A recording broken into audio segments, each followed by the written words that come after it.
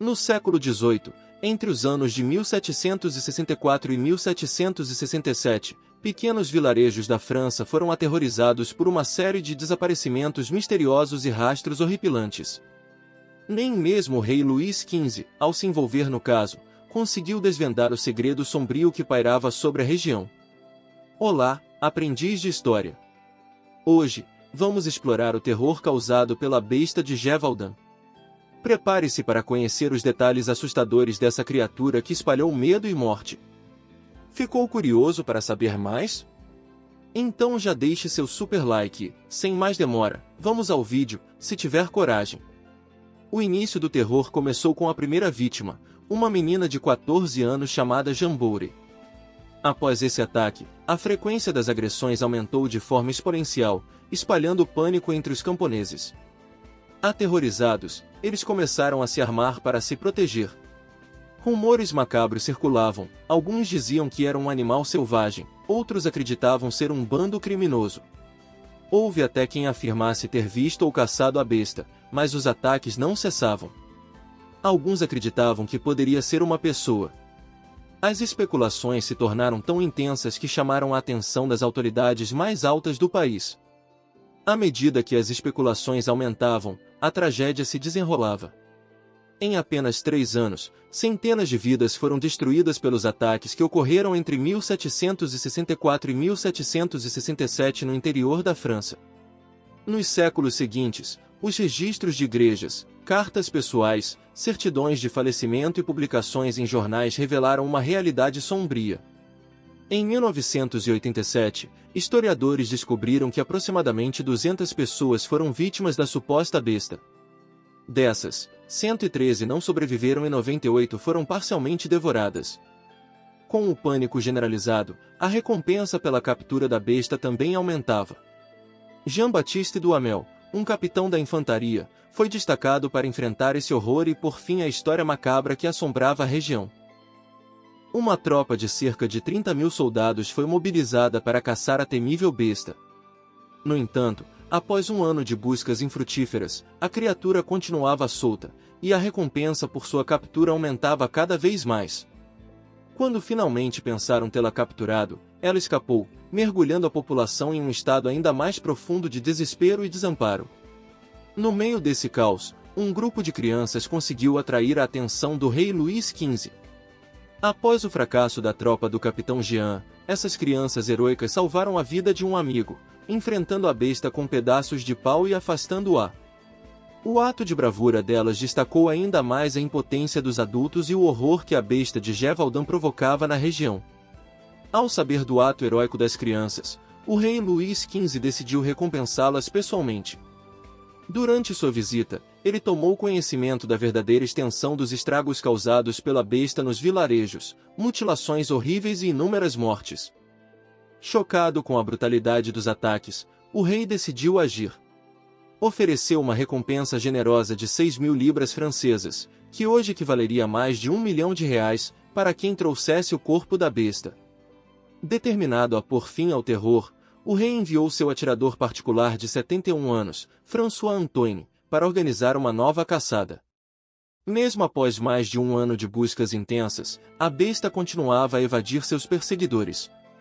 Preocupado com o impacto desses fracassos em seu governo, o rei aumentou ainda mais a recompensa. Decidido a acabar de uma vez por todas com a criatura, ele mandou François Antoine para Gévaudan, com a missão de eliminar o monstro de uma vez por todas. Apesar da idade avançada de François Antoine, sua vasta experiência em proteger o rei era inquestionável. Em 1765, ele conseguiu abater um lobo gigante, o que levou a população a acreditar que o tormento havia finalmente chegado ao fim. No entanto, poucos meses depois, os assassinatos recomeçaram com a mesma intensidade. Mesmo assim, a corte do rei insistia que François Antoine tinha resolvido o problema. No entanto, no verão de 1767, essa versão se tornou insustentável. Um novo surto de ataques explodiu em Gévaudan, forçando a população a se organizar por conta própria diante da ineficácia das autoridades. A besta quase encontrou seu fim nas mãos de uma adolescente. Histórias sobre as caçadas à besta frequentemente falham em mencionar a verdadeira heroína, Marie-Jeanne Vallet. Essa jovem vivia em uma fazenda em Gévaudan e estava a caminho de uma propriedade vizinha quando um lobo gigante a atacou. Felizmente, Marie-Jane estava preparada e, ao se aproximar da criatura, ela cravou uma lança em seu peito.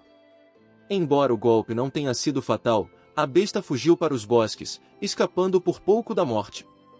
Um camponês, cansado do tormento que assolava sua comunidade, decidiu pôr fim à história. Determinado, ele reuniu vários amuletos religiosos e os fundiu em uma única bala. Armado e com um plano traçado, ele seguiu para as montanhas.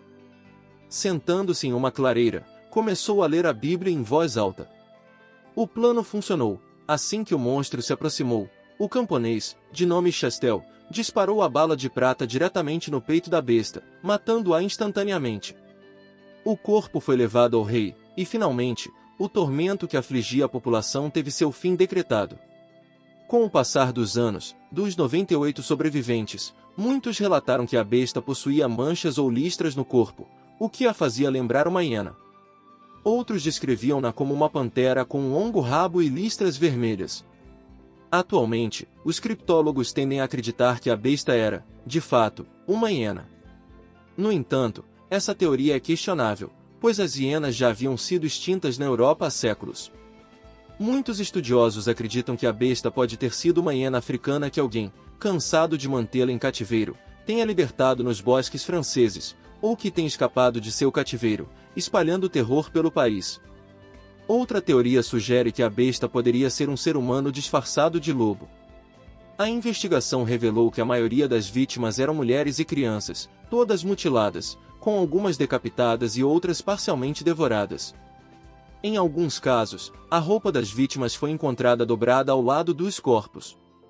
Animais selvagens não costumam distinguir entre gênero e idade, o que levanta a hipótese de que a besta não era um animal comum. Apesar das diversas teorias, nenhuma conclusão definitiva foi alcançada. A possibilidade de que a besta fosse um homem disfarçado de lobo levanta questões intrigantes. Na época, a investigação forense ainda não existia, então não foram coletadas amostras de DNA ou impressões digitais. O que sabemos hoje se baseia principalmente em relatos orais da época. Dada a falta de evidências concretas e os métodos limitados de investigação, é bastante provável que nunca descobramos a verdadeira identidade da besta. Você já tinha ouvido falar da besta de Gévaudan? Qual é a sua teoria para os ataques? Deixe nos comentários e não saia desse vídeo sem deixar seu super like e se inscrever no canal para mais histórias intrigantes como esta. A história da besta de Gévaudan continua a intrigar e fascinar pessoas ao redor do mundo. Embora nunca saibamos a verdadeira identidade da criatura, as histórias e teorias que surgiram ao longo dos séculos garantem que essa lenda viva na memória coletiva. Até o próximo vídeo, Aprendiz de História. Fiquem com Deus.